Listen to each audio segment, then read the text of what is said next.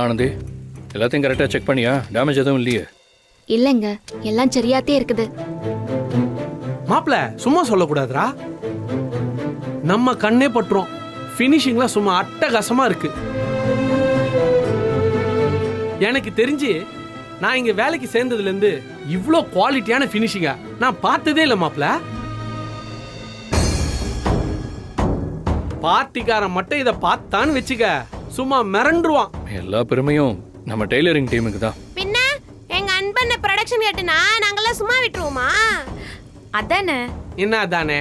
சவுசோ தான் சொல்றான்னா நீயும் கூட சேர்ந்து ஜாலரா அடிச்சிட்டு இருக்கியா?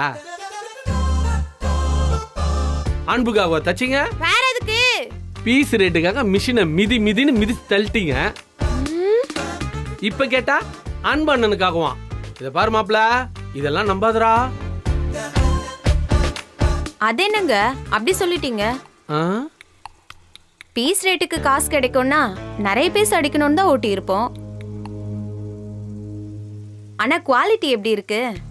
பார்ட்டிக்காரங்களே மிரண்டுருவாங்கன்னு நீங்க தானே சொன்னீங்க. இப்ப அந்த குவாலிட்டியில அடிச்சது அன்புக்காக தான்.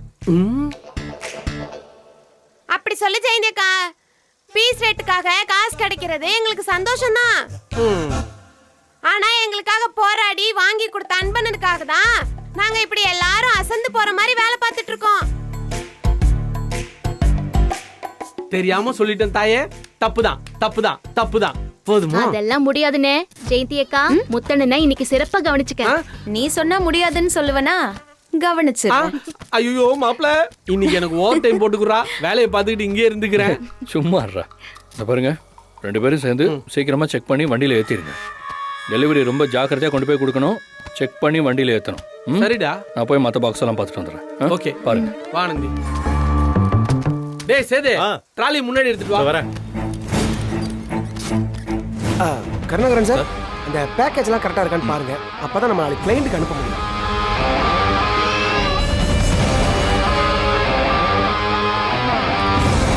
டேய் தம்பி, நீயும் வாடா இங்க.